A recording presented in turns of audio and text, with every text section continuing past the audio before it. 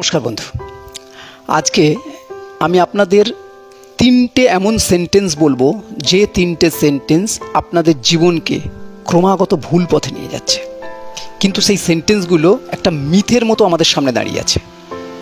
আমরা চোখ বন্ধ করে সেই সেন্টেন্সগুলোকে ফলো করে যাই এবং গাড্ডায় পড়ি। চলুন দেখে নেওয়া যাক সেটা কীরকম। প্রথমত, আমরা একটা সেন্টেন্স ব্যাপকভাবে ব্যবহার করে থাকি, সেটা হচ্ছে মনটাকে স্থির করতে হবে। না রে ভাই, পারা যাচ্ছে না, মনটাকে স্থির করতে হবে, নাহলে কাজ করতে পারছি না। এরকম মনটাকে স্থির করতে হবে, এই কথাটা বারংবার আমরা বলে থাকি। কিন্তু আপনি বিশ্বাস করবেন না, এই যে মিথ হয়ে রয়েছে আমাদের মধ্যে এই সেন্টেন্সটাকে ঘিরে, সেটা চূড়ান্তভাবে একটা ভুল। মানে ইনার মিনিংয়ের দিক থেকে বলছি, এটা চূড়ান্ত একটা ভুল। কারণ হচ্ছে, আপনাকে খুব লজিক্যালি একটা প্রমাণ দেখাচ্ছি। জলের ধর্ম কি? উপর থেকে নিচে গড়ানো। এটাকে আটকাতে পারবেন? পারবেন না।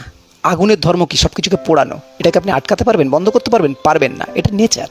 তেমনি মনের ধর্মই হচ্ছে চঞ্চলতা। একে কোনোদিন স্থির করা যায় না। স্থির করতে যাওয়াটাই বোকামি, ভুল। সেই জন্য বাংলার প্রথম নিদর্শন চর্যাপদ থেকে শুরু করে আধুনিক সাহিত্যে এখনও অবধি মনকে হরিণের সঙ্গে তুলনা করা হয়। হরিণের ব্যবহার যেমন চঞ্চল, তেমনি মনও সর্বক্ষণ চঞ্চল। ঠিক আছে? একে কোনোদিন স্থির করা যায় না এবং করতে যাওয়াটাই ভুল। আর আপনি করতে যাবেন কেন? প্রথম কথা বলুন। আপনি আপনার লিভারকে, যেটা সব থেকে বিজিয়েস্ট অর্গান, সবসময় চলছে, আপনি কন্ট্রোল করতে যান? স্থির করতে যান? আপনার হার্ট, যেটা ক্রমাগত চলে যাচ্ছে, আপনি তাকে বন্ধ করতে যান না? কারণ আপনি জানেন এটা বন্ধ করতে গেলে আপনি মরে যাবেন। কিন্তু মনকে আপনি কন্ট্রোল করতে যান। ওটাও মনের বৈশিষ্ট্য, চঞ্চলতা। ওকে কন্ট্রোল করতে যাবেন কেন? ওটাও কন্ট্রোল করতে গেলে আপনি বোর হবেন। প্রথম কথা, কন্ট্রোল করা যায় না। যদি আপনি ধরে নিলাম কন্ট্রোল করে ফেললেন, সেটা কিরম হবে জানেন? 500 টাকা টিকিট কেটে আপনি সিনেমা হলে গেছেন, সিনেমা দেখতে গিয়ে দেখছেন একটা সিন স্টিল হয়ে পিকচার হয়ে দাঁড়িয়ে রয়েছে। কেমন লাগবে? কিরম বোর হবেন আপনি? ঠিক তাই হয়। ঠিক আছে? ফলে মনের ধর্মই হচ্ছে চঞ্চলতা। এটাকে আমরা স্থির করতে যাওয়া মানে ভুল পথে যাচ্ছি, কোনোদিন সম্ভব নয়।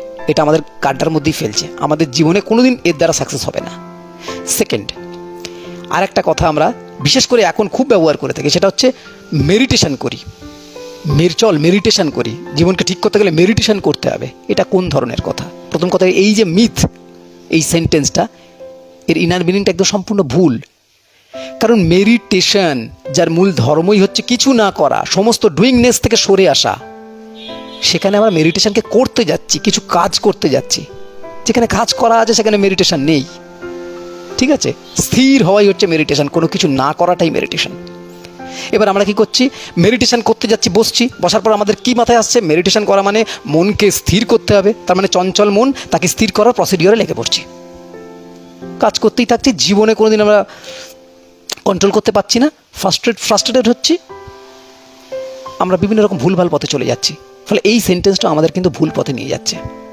ঠিক আছে? 3rd নম্বর সেন্টেন্স এবং লাস্ট সেন্টেন্স, সেটা হলো আমরা খুব ভয়ঙ্করভাবে ব্যবহার করে থাকি, সেটা হচ্ছে মন দিয়ে কর সব কাজ।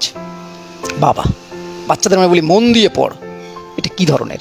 কারণ প্রথম কথা, আমরা জেনেই আসছি মন হচ্ছে চঞ্চল, আর পড়াশুনো করা সেটা হচ্ছে খুব স্থির শান্ত চিত্তের কাজ। তাহলে ওই চঞ্চলতার উপর বসে আমি বলছি কি স্থিরতার কাজটা করার জন্য। ঠিক আছে? ধরুন আপনাকে এমন একটা জঙ্গলি ঘোড়ার উপর বসিয়ে দেওয়া হলো যে সবসময় লাফাচ্ছে, তার উপর বসে এক হাতে সুতো আর এক হাতে ছুঁচ দেওয়া হলো, বলতে হবে পড়াও।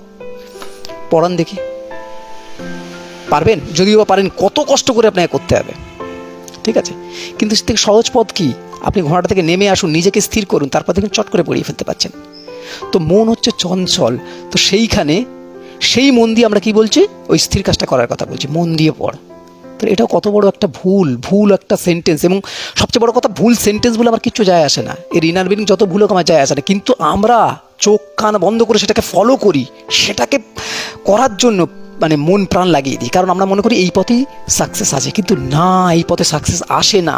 যুগ যুগ ধরে আমরা এইটাকে ফলো করে যাচ্ছি। বারবার এই জিনিসটাই বলা হচ্ছে বিভিন্ন দর্শন ক্ষেত্রে, সেটা হচ্ছে না, এটা পথ নয়, এখানে সাকসেস পাওয়া যাবে না। ঠিক এর উল্টো দিকেই সাকসেস আছে। সেটা কি আছে, কিভাবে আমরা করব সেটাকে, এর উপায় কি, এখান থেকে বেরোবো কী করে, তারও পথ আছে। কিন্তু এইটা সেই জায়গা নয়। আগে আপনি নিজে দেখুন, চিন্তা করুন এটা ঠিক বললাম কি না, তারপর যদি মনে হয় তারপর অনেক সিদ্ধান্ত আছে কীভাবে কী করা যাবে। ঠিক আছে? জাস্ট এইটুকুই বলার, একটু ভেবে দেখুন। নমস্কার।